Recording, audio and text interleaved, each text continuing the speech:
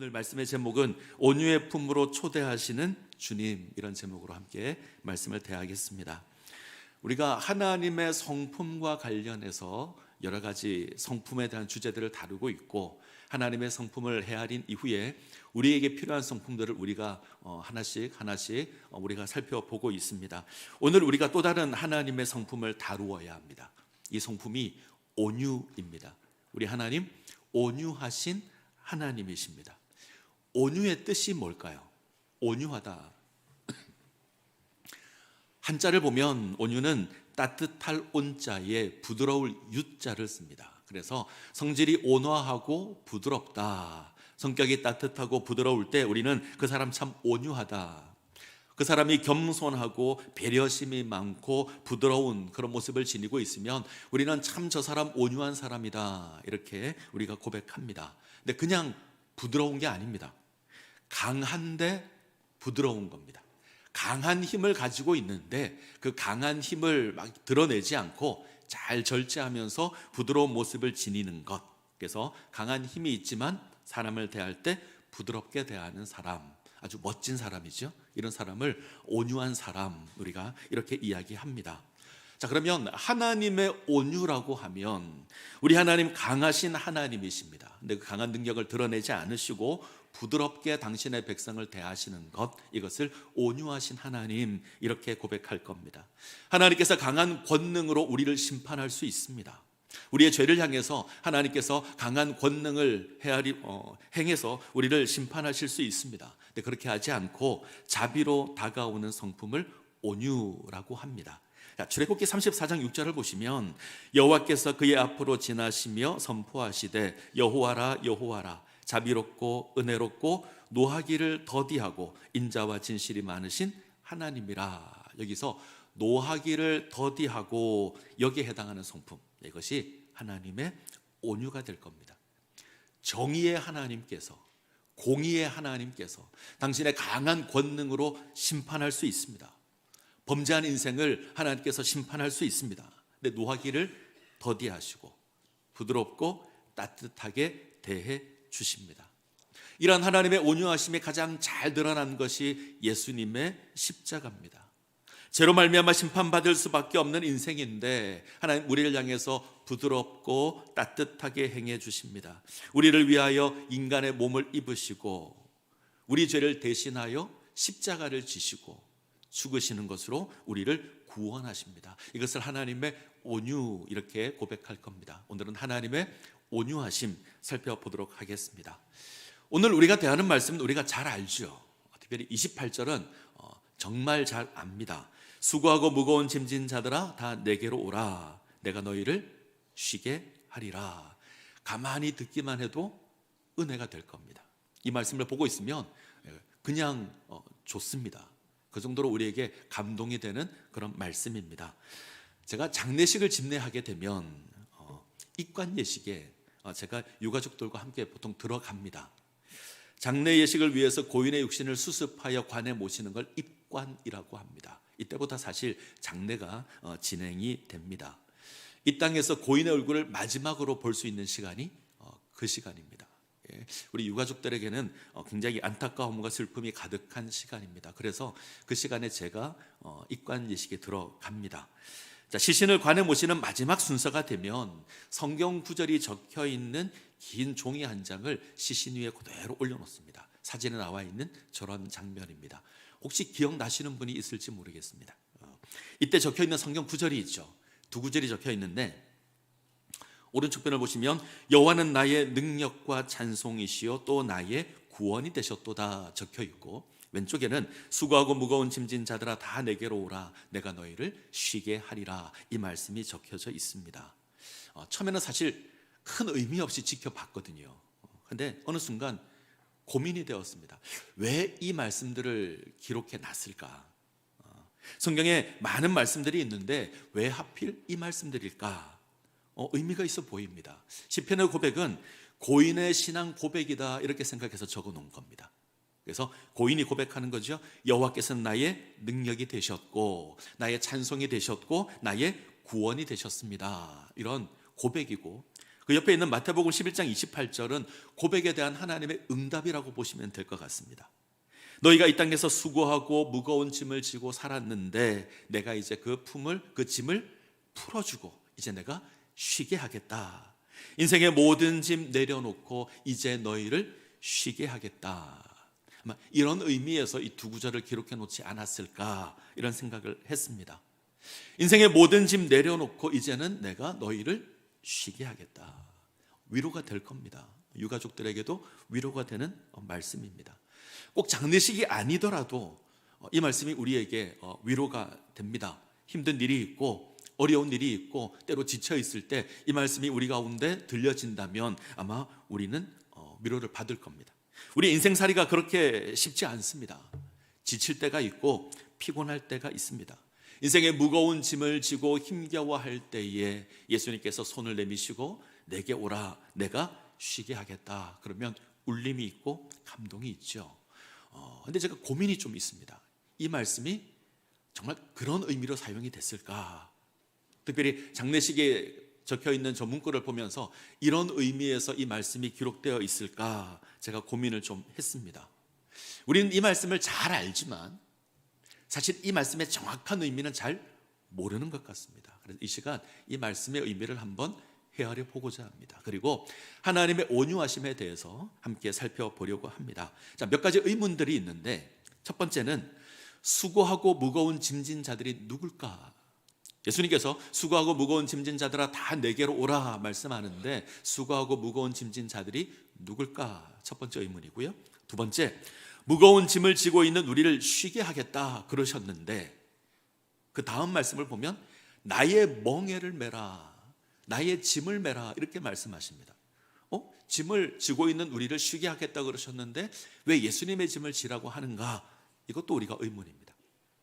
그리고 예수님께서 나의 짐은 쉽고 가볍다 이러셨는데 정말 예수님의 짐이 쉽고 가벼울까? 이것도 우리가 한번 생각해 봐야 될 의문일 것 같습니다. 자, 먼저 11장 29절 시작을 보시면 예수님의 감동적인 초청으로 시작이 되죠. 수고하고 무거운 짐진 자들아 다 내게로 오라. 예수님께서 초청하십니다. 다 내게로 나오라. 이때 예수님 누구를 부르시는 걸까? 수고하고 무거운 짐진 자들이 누구일까? 우리가 쉽게 생각하는 것처럼 세상에 거친 짐을 지고 힘겨워하고 지쳐있는 자들을 가리키는 걸까? 물론 그럴 수 있습니다. 조금 문맥을 보면 좋을 것 같습니다. 자, 마태복음 11장 12장 이 두 장은 예수님을 깨닫지 못하고 예수님을 영접하지 않는 이스라엘의 모습들이 가득합니다. 하나님의 아들이신 예수님이 이 땅에 오셨습니다. 세상을 구원하기 위한 왕으로 오셨는데 이스라엘이 예수님을 영접하지 않습니다. 거부합니다. 심지어 세례 요한도 마음이 흔들립니다. 세례 요한이 예수님께 사람을 보냅니다. 오실 그이가 당신입니까? 우리가 다른 사람 기다려야 합니까? 세례 요한입니다. 예수님을 그리스도라 선포했던 자고 예수님께 세례를 베풀었던 자가 세례 요한입니다. 예수님의 가장 든든한 지지자가 있다면 세례 요한일 겁니다. 근데 이 세례 요한의 마음이 흔들립니다. 의심이 생깁니다. 정말 예수님께서 그리스도가 맞을까? 내가 착각한 것 아닐까? 요한만 그러지 않았습니다. 대부분의 이스라엘 백성들이 예수를 거부합니다.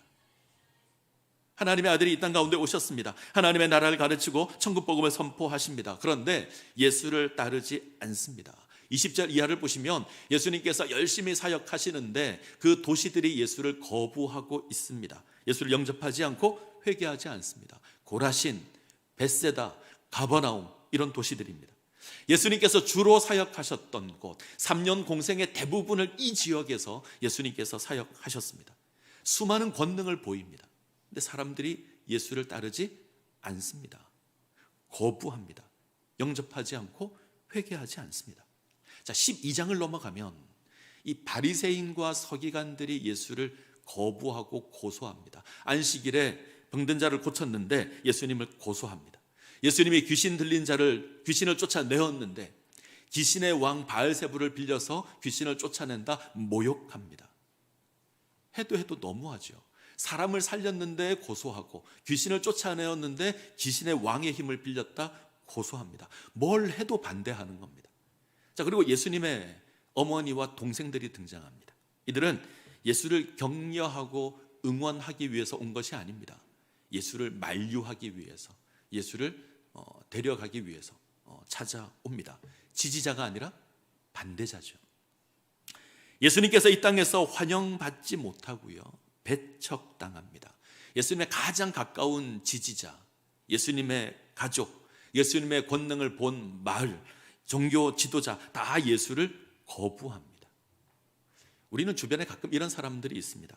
내 눈으로 예수를 보면 내가 예수 믿겠다. 가끔 그런 사람들이 있죠. 내 눈으로 직접 봐야 믿겠다.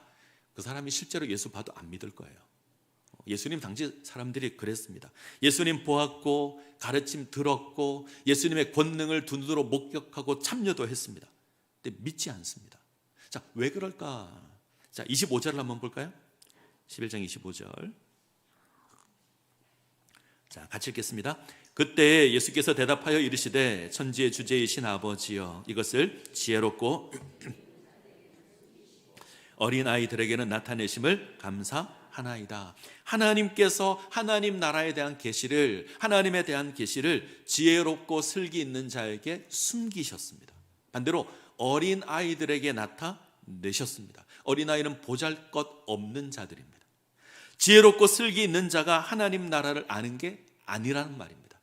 보통은 지혜 있는 자가 잘 압니다. 잘 깨닫습니다. 때문에 우리가 인생을 살아갈 때 어떤 고민이 있거나 어려운 일이 있으면 나보다 똑똑해 보이는 사람의 의견을 듣잖아요. 뭔가 지혜 있는 사람이 이야기하면 그 사람을 따라갑니다. 때문에 우리는 좋은 선생님 밑에서 배우기를 원합니다. 예수님 당시도 그랬습니다. 예수님 말씀하시는 지혜롭고 슬기 있는 자, 바리새인과 서기관들입니다. 이들은 자신들의 지혜로 하나님을 이야기했고 자신들의 지혜로 하나님의 나라를 이야기합니다. 이들이 이야기하면 뭔가 권세 있어 보였고 이들이 이야기하면 뭔가 맞는 것처럼 보였습니다. 그래서 많은 이스라엘 백성들이 이들을 따랐습니다. 그런데 성경은 이야기하기를 내가 저들에게 알리지 않았다. 하나님께서 이들에게 하나님 나라에 대해서, 하나님에 대해서 알리지 않았습니다. 때문에 이들이 아는 것처럼 보이지만 실상은 모릅니다. 그런데 아는 자들이 있죠. 어린아이들, 보잘것없는 자들, 지혜가 없어 보이는 자들, 하나님께서 저들에게 깨닫게 하셔서 하나님 나라를 알게 하십니다. 자, 정리하면 알 것 같은 사람이 모르고 모를 것 같은 사람이 압니다. 왜 이런 일이 일어나는가? 자, 27절을 보죠. 27절 같이 읽습니다. 내 아버지께서 모든 것을 내게 주셨으니 아버지 외에는 아들을 아는 자가 없고 아들과 또 아들의 소원대로 계시를 받는 자 외에는 아버지를 아는 자가 없느니라. 내 아버지께서 모든 것을 내게 주셨다. 아들 외에는 아버지를 아는 자가 없다. 아들의 소원대로 계시를 받은 자만이 아버지를 안다. 한마디로 표현하면 하나님께서는 예수님을 통해서만 당신을 알리셨습니다. 하나님께서는 예수 그리스도만 통하여서 하나님 나라를 알게 하셨습니다. 하나님에 대해서 알려면, 하나님의 나라를 알려면 예수 그리스도를 통해서 알아야 합니다. 다른 방법이 없습니다. 자, 묻겠습니다. 우리가 하나님을 알려면 누구에게 배워야 될까요? 누구에게? 예수님. 우리가 하나님의 나라를 알려면 누구에게 배워야 되죠? 예수님. 오직 예수님을 통해서만 하나님을 알 수 있습니다. 세상의 지혜로 아는 게 아닙니다. 우리의 명철로 아는 게 아닙니다. 오직 예수님을 통해서만 압니다. 자, 그러면 지금 수고하고 무거운 짐진 자들이 누구냐면 이들은 세상의 지혜로운 자, 슬기로운 자를 따르고 있는 자들입니다. 서기관과 바리새인을 따르고 있는 자들, 세상의 지혜로운 자를 통해서 엉뚱한 길을 걷고 있는 자들. 예수님은 이들을 향해서 내게로 와서 배우라. 저들에게서 배우지 말고 내게로 와서 배우라. 나를 통해서만 하나님 알 수 있고 나를 통해서만 하나님 나라를 알 수 있다. 그래서 초청하는 겁니다. 근데 왜 수고하고 무거운 짐이라 그랬을까? 서기관과 바리새인들은 하나님 나라를 가르치면서 율법을 지켜야 한다 선포했습니다. 율법을 철저히 지켜야 하나님의 백성이 된다. 그래서 이들에게 수없이 많은 율법을 가르쳤습니다. 우리가 아는 십계명을 지키기 위해서 수없이 많은 계명들을 만들었는데 안식일을 기억하여 거룩하게 지키라 이 하나를 지키기 위해서 39가지의 계명을 만들었습니다. 유대인들이 가지고 있는 율법의 숫자를 다 합치면, 계명의 숫자를 다 합치면 몇 개 정도 될까요? 한번 생각해 보시죠. 몇 개 정도? 100개? 200개? 613개. 별로 안 놀라시네요. 613개입니다. 하나님을 섬기기 위한 계명을 613개 만듭니다. 탈무드를 보면 왜 613개인지가 나옵니다. 사람의 뼈와 신체 숫자를 세니 248개였다. 1년이 365일이다. 두 개를 합쳐서 613개입니다. 이런 의미죠. 사람이 매일매일 살아가면서 지켜야 할 하나님의 계명이다. 이렇게 가르쳤습니다. 서기관과 바리새인은 이 율법의 짐을 지웠습니다. 이거 다 지켜야 하나님 나라 백성이 된다. 쉬울까요? 613개를 다 지키는 것이. 우리 교회 새 가족이 옵니다. 처음 교회를 등록했는데 목사가 그분을 딱 보면서 우리 교회에서 신앙생활 하려면 613개의 계명을 지켜야 합니다. 등록할까요? 여러분들이 새 가족이다 하시겠습니까? 안 하죠. 613개의 계명을 지키는 건 너무너무 힘든 겁니다. 근데 서기관과 바리새인이 이 짐을 딱 지운 겁니다. 무거운 율법의 짐을 지웠습니다. 이건 고달픈 겁니다. 힘든 겁니다. 예수님께서 이들을 부르시는 겁니다. 내가 너희를 쉬게 하겠다. 내게 배우라. 자, 29절 30절 볼까요? 29절 30절 같이 읽습니다. 나는 마음이 온유하고 겸손하니 나의 멍에를 메고 내게 배우라. 그리하면 너희 마음이 쉼을 얻으리니 이는 내 멍에는 쉽고 내 짐은 가벼움이라 하시니라. 자, 여기가 좀 어렵습니다. 수고하고 무거운 짐을 지고 있는 우리를 쉬게 하시겠다, 우리 짐을 벗기시겠다, 이렇게 이해가 되는데 갑자기 나의 멍에를 메라고 하십니다. 예수님의 짐을 지라고 하십니다. 멍에 아십니까? 소나 말로 하여금 밭을 갈 때 그들을 이제 잘 조절하기 위해서 씌우는 나무로 만든 틀, 이걸 멍에라고 합니다. 아마 대부분 보신 적이 있으실 거예요. 근데 유대 사회에서 멍에라고 하면 이 멍에는 율법을 가리킵니다. 그러면 지금 예수님의 말씀은 서기관과 바리새인의 멍에를 벗어버리고 나의 멍에를 메라. 저들이 가르치는 저 율법의 그 멍에를 벗어버리고 내가 가르치는 그 멍에를 메어라. 서기관과 바리새인의 멍에는 거칠고 무거운 겁니다. 힘든 겁니다. 수고하고 무거운 짐은 이 멍에를 의미할 겁니다. 이거 벗어버리고 예수님의 멍에를 메라고 하십니다. 그것이 쉽다고 하시고 그것이 가볍다고 하십니다. 자, 소의 입장에서 자기가 딱 자기에게 씌워진 멍에가 거칠거나 이게 제대로 몸에 맞지 않으면 굉장히 불편할 겁니다. 무겁고 잘 다듬어지지 않으면 소를 더 힘들게 만들 겁니다. 서기관과 바리새인의 멍에가 그랬습니다. 613가지의 엄청난 멍에를 메었습니다. 무겁죠. 근데 예수님의 멍에는 거칠지 않고 부드럽습니다. 가볍습니다. 그래서 감당할 수 있다. 자, 이제 우리가 주목해야 될 것이 있는데 온유와 겸손입니다. 예수님께서 자신의 멍에를 메라고 하시면서 이렇게 얘기합니다. 나는 온유하고 나는 겸손하다. 이 말은 멍에를 메는 자세입니다. 나의 멍에를 메려면 온유해야 되고 겸손해야 된다. 내가 온유하고 겸손함으로 이 멍에를 너에게 주느니 네가 메어라는 거죠. 우리는 예수님을 본받아서 온유와 겸손으로 멍에를 메어야 합니다. 자, 온유.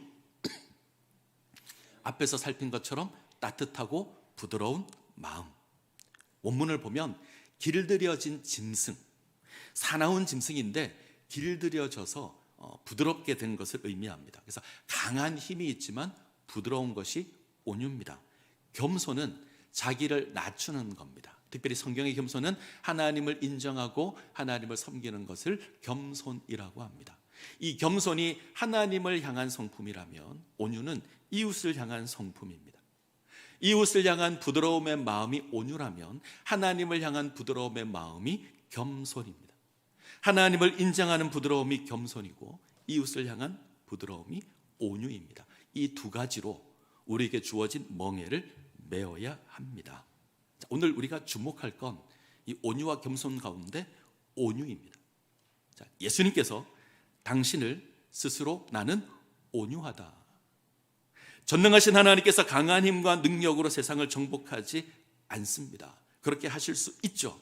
하나님의 강한 능력으로 세상을 심판할 수 있고 하나님 나라 선포할 수 있습니다. 근데 하나님께서 그 힘을 절제하시고 인간의 몸으로 임하시고 우리에게 사랑으로 따뜻하게 대해 주십니다. 이것이 하나님의 온유입니다.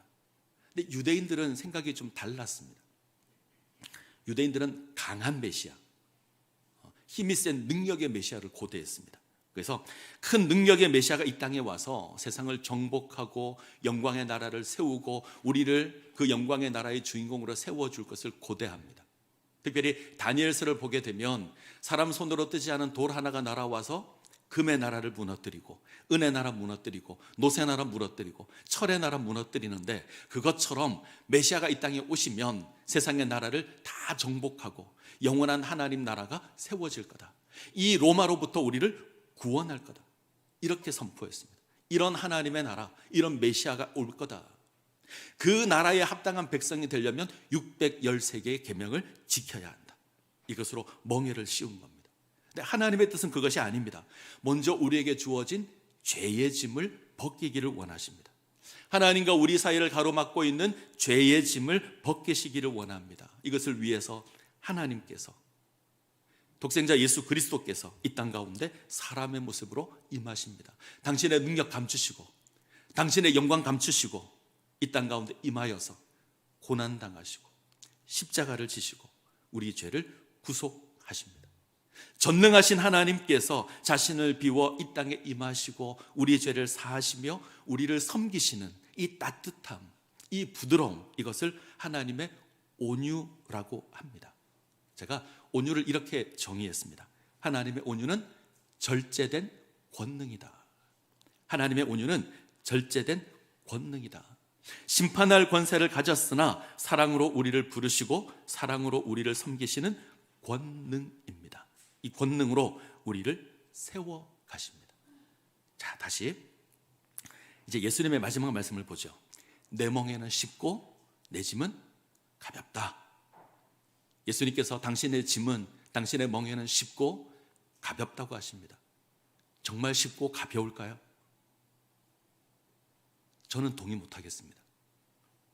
예수를 믿고 따르는 건 쉽지 않습니다. 어렵습니다. 자기를 부인하고 자기 십자가를 지고 예수를 쫓는 건 절대 쉽지 않습니다. 어려운 겁니다. 우리의 목숨을 걸어야 하는 일입니다. 이것은 쉬운 게 아니라 각오를 하고 걸어야 하는 길입니다. 예수님의 말씀을 따르면 우리를 위협하는 이리 가운데 우리가 거니는 겁니다. 사람들이 우리를 배척하고 우리를 박해할 겁니다. 공에 넘겨주는 일이 있고 우리가 매맞는 일이 있을 겁니다. 사람들이 우리를 미워할 겁니다. 이러한 삶을 사는 것이 예수의 짐을 지는 겁니다. 쉬운 게 아닙니다. 근데 예수님께서 당신의 짐은 쉽고 가볍다고 하십니다. 너무나 힘이 드는데, 너무나 어려운데 예수님 쉽고 가볍다고 하십니다. 그 이유는 우리를 부르신 주님께서 온유하신 분이기 때문에 그렇습니다. 자, 무슨 말이냐면 이스라엘의 멍에는, 소가 매는 멍에는 한 멍에에 2마리의 소가 맵니다.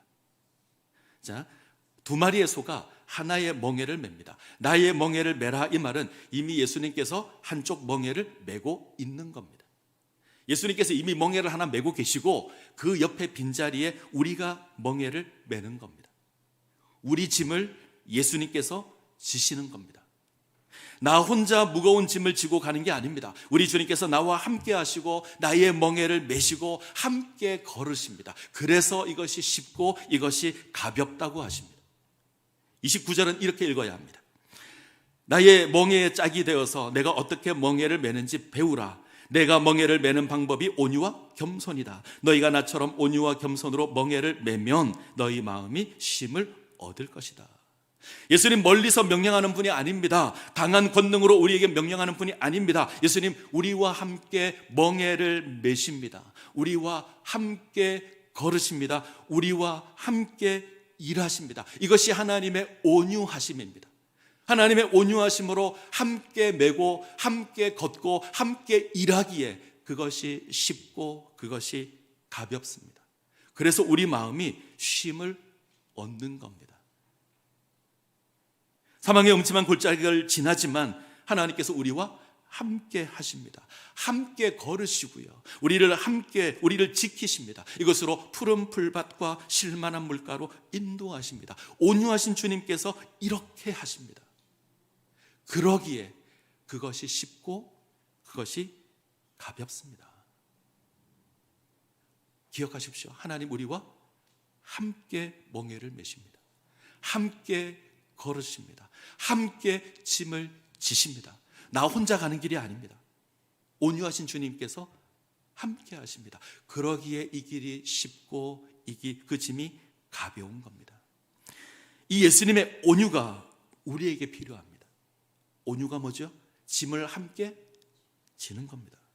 예수님께서 우리와 함께 멍에를 메는 것처럼 우리도 우리의 이웃과 함께 멍에를 메어야 합니다.